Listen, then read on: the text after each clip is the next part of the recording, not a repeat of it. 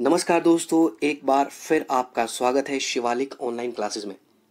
दोस्तों, जैसे कि आप लोगों को ज्ञात है कि हम यहाँ पे हिमाचल प्रदेश सरकार द्वारा करवाई जाने वाली विभिन्न परीक्षाओं में जिन सवालों को बार बार पूछा गया है उन सवालों को हम यहाँ पे डिस्कस करते हैं। या फिर मैं यूँ भी कह सकता हूँ कि आगामी परीक्षाओं को जो हिमाचल प्रदेश द्वारा करवाई जाएंगी उन परीक्षाओं में जिन सवालों के पूछे जाने की संभावनाएं बहुत ज़्यादा हैं उन सवालों को हम यहाँ पे डिस्कस करते हैं। तो जो लोग इस चैनल के माध्यम से हम लोगों से जुड़ चुके हैं उन लोगों का मैं एक बार तहे दिल से आभार प्रकट करता हूं। जो लोग अभी तक शिवालिक ऑनलाइन क्लासेस में हमसे इस चैनल के माध्यम से नहीं जुड़े वो हमारे चैनल को सब्सक्राइब करके हमसे जुड़ सकते हैं दोस्तों आज के पहले सवाल को डिस्कस करने से पहले मैं एक और सवाल डिस्कस करना चाहूँगा। जैसे कि पिछले वीडियो में हमने एक सवाल पूछा था कि दराटी को बनाने के लिए किस लकड़ी का इस्तेमाल किया जाता है मुख्य रूप में। हमने आपको उसका जो जवाब बताया था वो बताया था बान की लकड़ी का। और कुछ लोगों ने हमसे मैसेज के थ्रू बात की या हमसे ये बात शेयर की कि दराटी बनाने के लिए शीशम की लकड़ी का भी प्रयोग किया जाता है। तो सबसे पहले उन लोगों का मैं बहुत धन्यवाद करना चाहूँगा जिन्होंने इस सवाल को थोड़ा सा और गहराई से आप लोगों के साथ हमें डिस्कस करने का मौका दिया। तो दोस्तों देखिए, जो दराटी बनाने के लिए लकड़ी का इस्तेमाल हम शीशम की लकड़ी का भी कर सकते हैं या फिर बान की लकड़ी का भी कर सकते हैं। ये निर्भर करता है कि आपको सवाल में ऑप्शंस क्या दिए गए हैं, क्योंकि जहाँ पे शीशम अवेलेबल होगा तो वहाँ पे शीशम की लकड़ी का इस्तेमाल किया जाएगा और जहाँ पे बान अवेलेबल होगा वहाँ पे बान की लकड़ी का इस्तेमाल भी हम कर सकते हैं। तो आइए शुरू करते हैं आज का पहला सवाल। ऊना को हिमाचल प्रदेश में कब मिलाया गया? इस सवाल का जो सही जवाब है दोस्तों वो है ऑप्शन ए, यानी कि 1966 में ऊना को हिमाचल प्रदेश में मिलाया गया। दोस्तों, आपको यदि परीक्षाओं में इस तरीके का सवाल पूछा जाए तो आप सवाल को ध्यान से पढ़िए। अगर आपको सवाल पूछा जाए कि ऊना जिले को हिमाचल प्रदेश में कब मिलाया गया, तो ऊना जिला, जैसे हमने पिछले वीडियो में भी आपको बताया, 1972 में जब हिमाचल प्रदेश का पुनर्गठन किया गया तो उस समय तीन जिलों को हिमाचल प्रदेश में जोड़ा गया। उसमें जो जिला थे ऊना था, हमीरपुर था और सोलन जिला था। लेकिन दोस्तों 1966 में जब पंजाब का पुनर्गठन होता है उस समय 4 जिलों को हिमाचल प्रदेश में जोड़ा गया था, जिसमें थे कांगड़ा, कुल्लू, लाहौल स्पीति और शिमला। तो दोस्तों जब कांगड़ा को हिमाचल प्रदेश में 1966 में जोड़ा गया तो ऊना और हमीरपुर का क्षेत्र भी कांगड़ा में उस समय रखा गया था। तो आप इस सवाल को ध्यान से देखिएगा कि आपसे ऊना का क्षेत्र पूछा गया है या ऊना जिले को पूछा गया कि ऊना जिले को हिमाचल प्रदेश में कब जोड़ा गया। इस बात का आप ध्यान रखिएगा।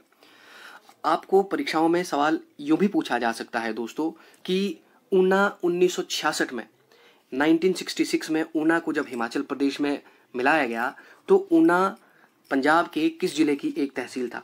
तो दोस्तों ऊना 1966 से पहले पंजाब के होशियारपुर जिले की एक तहसील था। बाद में इसको 1966 में हिमाचल प्रदेश के कांगड़ा जिले में जोड़ा गया। तो आप इस बात का ध्यान रखिएगा।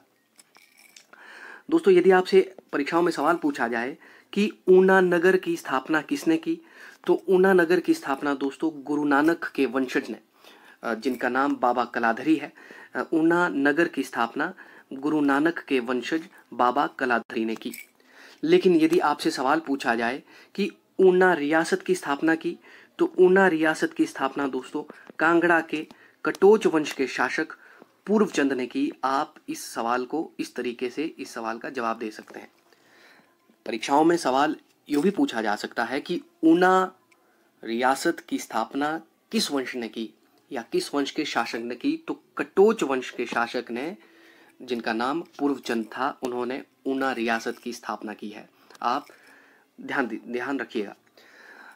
ऊना का जो पुराना नाम है दोस्तों, ऊना का पुराना नाम है जसवां रियासत की स्थापना आपको पूछा जा सकता है। जसवां रियासत की स्थापना किसने की है, तो जसवां रियासत की स्थापना पूर्वचंद ने की है। आइए देखते हैं आज का अगला सवाल। धामी त्रासदी के आंदोलनकर्ताओं का नेता कौन था? तो धामी त्रासदी के आंदोलनकर्ताओं के जो नेता थे दोस्तों वो है ऑप्शन नंबर डी, सही जवाब भागमल सोंटा। दोस्तों धामी गोलीकांड 16 जुलाई 1939 यानी कि 16 जुलाई 1939 को धामी गोली कांड हुआ। ये सवाल परीक्षाओं में कई बार पूछा जा चुका है, बार बार इस सवाल को परीक्षाओं में पूछा जा चुका है, तो आप इस सवाल को याद रखिएगा। आइए देखते हैं इस सवाल में जो दूसरे ऑप्शंस अवेलेबल हैं उन्हें भी एक बार देखते हैं। दोस्तों 26 जनवरी से 28 जनवरी 1948 के बीच, 26 जनवरी से 28 जनवरी 1948 में सोलन में एक सम्मेलन हुआ।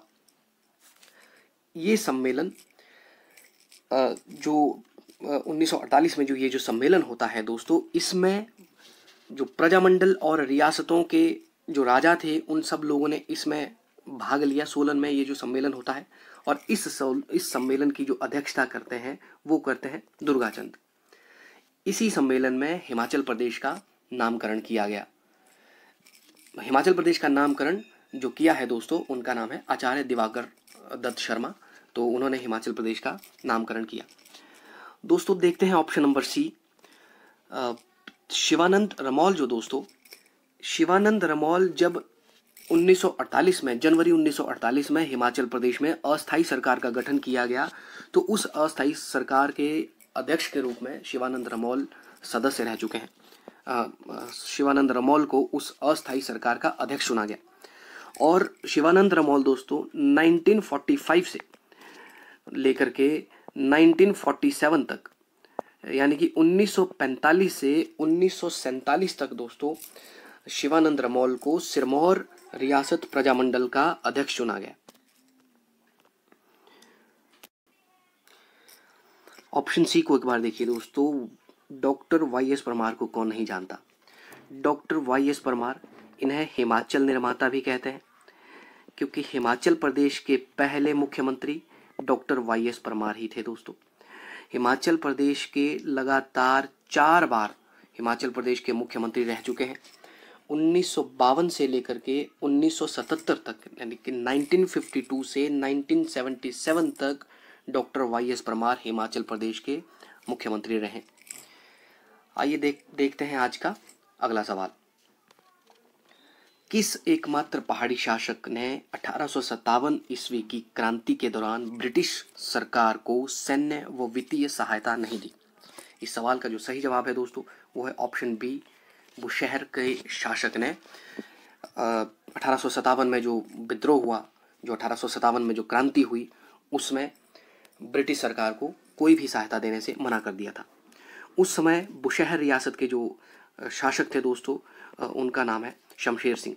आपको सवाल यूँ भी पूछा जा सकता है कि बुशहर रियासत के किस राजा ने ब्रिटिश सरकार को किसी भी प्रकार की सहायता देने से मना कर दिया था? आप इस सवाल को इस तरीके से याद रख सकते हैं दोस्तों। आप इस सवाल को, सिरमौर में भी एक राजा होते हैं, उनका नाम होता है शमशेर प्रकाश। तो आप शमशेर सिंह को शमशेर प्रकाश से कंफ्यूज मत कर दीजिएगा, क्योंकि शमशेर प्रकाश ने ब्रिटिश सरकार की सहायता 1857 में जो क्रांति हुई है उसमें ब्रिटिश सरकार का साथ दिया था। आप इसको मिक्स मत कर दीजिएगा। आइए देखते हैं आज का अगला सवाल। प्राचीन आर्य नरेश, दिवोदास और शांभर के मध्य कितने वर्ष तक युद्ध हुआ? इसका जो सही जवाब है दोस्तों वो है ऑप्शन बी, 40 वर्ष तक प्राचीन आर्य नरेश, दिवोदास और शांभर के बीच युद्ध हुआ दोस्तों। इस युद्ध की जानकारी हमें ऋग्वेद से मिलती है। ये सवाल परीक्षाओं में बार बार पूछा जा चुका है कि दिवोदास और शांभर के बीच में जो युद्ध होता है इसकी जानकारी हमें कहाँ से मिलती है? तो इस युद्ध की जानकारी हमें ऋग्वेद से मिलती है। इस 40 वर्षों तक चले इस युद्ध में दोस्तों दिवोदास ने शांभर को उद्ब्रज नामक स्थान पर इनका वध कर दिया था और इस युद्ध का जो है अंत हो गया। आइए देखते हैं आज का अगला सवाल। पौंग बांध हिमाचल प्रदेश के किस जिला में है? काफ़ी आसान सवाल है दोस्तों, और इस सवाल का जो सही जवाब है वो है कांगड़ा। दोस्तों ये जो पौंग बांध है ये ब्यास नदी पर बनाया गया है। सवाल आपको इस तरीके से परीक्षाओं में पूछा जा सकता है। और ब्यास नदी दोस्तों ये कुल्लू जिला के रोहतांग दर्रे से इसका उद्गम होता है। दोस्तों पौंग बांध का आपसे नया नाम भी पूछा जा सकता है। तो पौंग बांध का जो नया नाम है वो है राणा प्रताप सागर। इस तरीके से परीक्षाओं में सवाल पूछा जा चुका है। और पोंग बांध ये जो विदेशी पक्षी होते हैं, साइबेरियन बर्ड्स होते हैं, उनके आगमन के लिए बहुत ज़्यादा फेमस है। परीक्षाओं में सवाल आपसे इस तरीके से भी पूछा जा सकता है। दोस्तों, जब ये पोंग बांध बनाया गया था तो इस के बनने से तकरीबन 223 गांव जो है डूब चुके थे कांगड़ा के देरा में। तो आपको सवाल यूँ भी पूछा जा सकता है कि पोंग बांध कांगड़ा जिले में कहाँ पर है, तो ये पोंग बांध पोंग और देहरा गांव के बीच में है। उसी प्रकार से मंडी जिला में एक और डैम है दोस्तों, उसका नाम है पंडो डैम। ये हिमाचल प्रदेश का सबसे छोटा मानव निर्मित बांध है। और यदि मैं बिलासपुर ज़िले की बात करूं तो दोस्तों, बिलासपुर ज़िले में एक डैम है, इसका नाम है गोविंद सागर डैम। गोविंद सागर डैम दोस्तों ये हिमाचल प्रदेश का सबसे बड़ा डैम है। आपको परीक्षाओं में सवाल यूँ भी पूछा जा सकता है कि हिमाचल प्रदेश का सबसे बड़ा डैम जो है, यानी कि सबसे बड़ा बांध जो है वो कौन है, तो वो है गोविंद सागर बांध।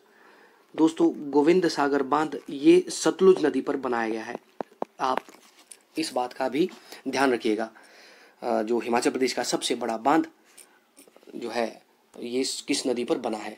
इसी बांध के बनने से एक झील का निर्माण हुआ है, उसे भी हम गोविंद सागर झील कहते हैं। ये गुरु गोविंद सिखों के 10वें गुरु गोविंद सिंह के नाम से इसका नाम रखा गया है। तो यदि आपसे सवाल पूछा जाए कि हिमाचल प्रदेश की सबसे बड़ी झील कौन सी है, तो उसका सवाल का जो जवाब होगा वो भी होगा गोविंद सागर झील। लेकिन ध्यान रखिएगा कि ये एक मैन मेड यानी कि मानव निर्मित झील है। लेकिन अगर आपसे सवाल पूछा जाए कि नेचुरल झील, प्राकृतिक झील हिमाचल प्रदेश की कौन सी है, तब उसका जवाब होगा दोस्तों रेणुका झील, जो कि सिरमौर में है। उसी प्रकार चंबा में भी रावी नदी पर एक बांध है जिसे हम चमेरा बांध कहते हैं। आइए दोस्तों, डिस्कस करते हैं आज का अगला सवाल। हिमाचल प्रदेश के फ्रंटियर गांधी के रूप में कौन जाना जाता है? Option A Baba Kanchiram, option B Bhajjuram, option C Bhalkhuram, option D इनमें से कोई नहीं। इसका जो सही जवाब है दोस्तों वो है ऑप्शन बी, भज्जूराम को हिमाचल प्रदेश के फ्रंटियर गांधी के रूप में जाना जाता है। मतलब यदि आपसे सवाल पूछा जाए कि हिमाचल प्रदेश के सीमांत गांधी कौन है, तो वो आंसर होगा उसका भज्जूराम।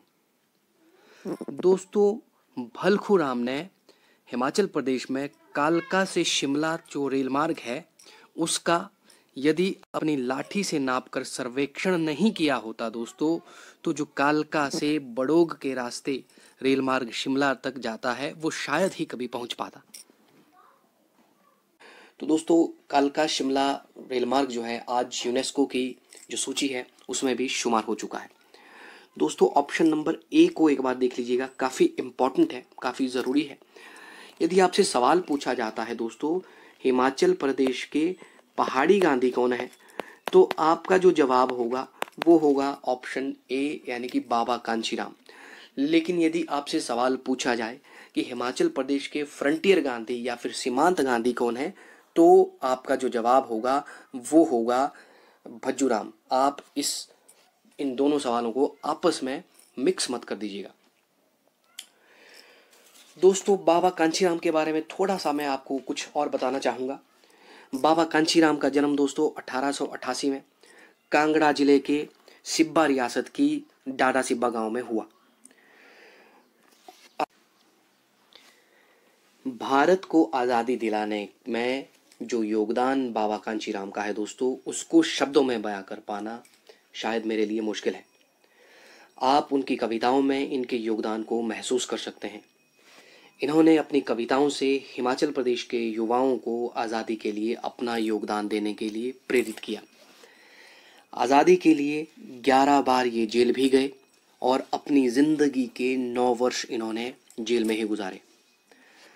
दोस्तों, 1931 में जब भगत सिंह, सुखदेव और राजगुरु को फांसी दी गई तो इस घटना ने इनके जीवन पर बहुत गहरा प्रभाव डाला। उन्होंने ये शपथ ले ली कि जब तक भारत को मैं आज़ादी नहीं दिलाऊंगा मैं काले कपड़े ही पहनूंगा। उसी के बाद ये शाहपोश जर्नैल यानी कि ब्लैक जनरल के नाम से बहुत प्रसिद्ध हुए।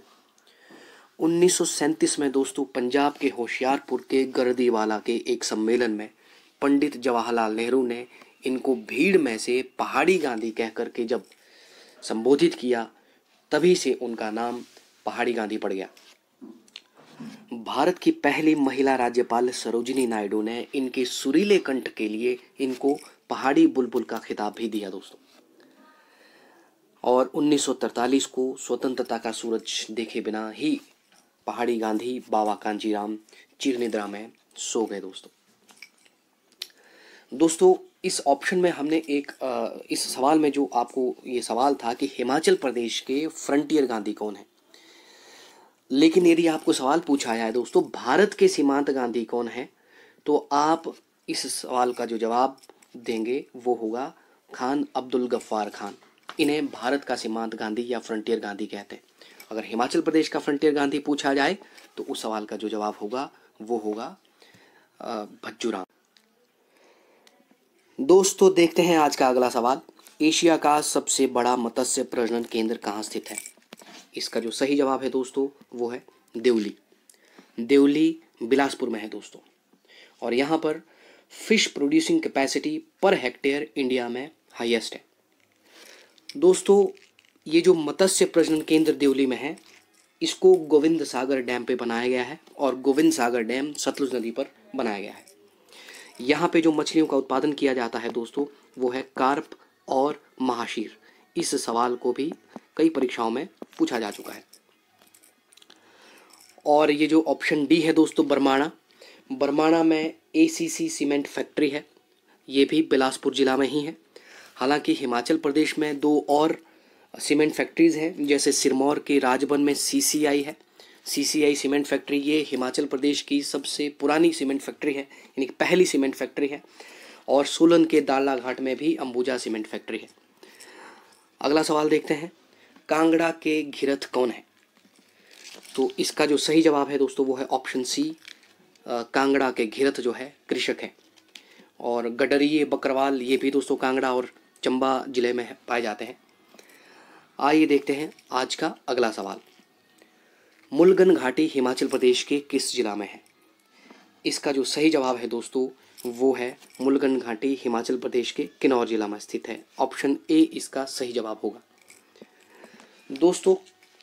हिमाचल प्रदेश के किन्नौर में और भी कुछ घाटियां हैं, जैसे सांगला घाटी जिसको हम बसपा घाटी भी कहते हैं।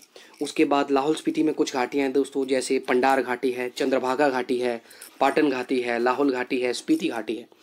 उसके अलावा कुल्लू में जो घाटियां हैं दोस्तों वो तीर्थन घाटी है, सेंज वैली है, लग वैली है। उसके अलावा चंबा में जो घाटियां हैं दोस्तों वो बंदर घाटी है और रावी घाटी है। तो इस तरीके के सवाल भी आपसे परीक्षाओं में पूछे जाते हैं। अगला सवाल आज का, हिमाचल में इष्ट देवता खालिस्तान का देवता है, यानी कि इष्ट देवता निम्नलिखित में से किसका देवता है? तो इस सवाल का जो सही जवाब है दोस्तों वो है ऑप्शन ए, इष्ट देवता व्यक्ति का देवता है। जो कुल का देवता होता है उसे कुल देवता कहते हैं, और जो ग्राम का देवता होता है दोस्तों उसे हम ग्राम देवता कहते हैं। दोस्तों अगर आपको ये वीडियो पसंद आया हो, आप इस चैनल को सब्सक्राइब कीजिए, वीडियो को शेयर कीजिए ज़्यादा से ज़्यादा, और लाइक करें, उसे कमेंट करें। तो आज के लिए दोस्तों इतना ही, फिर मिलेंगे अगले वीडियोज़ में। तब तक के लिए नमस्कार। जय हिंद, जय हिमाचल।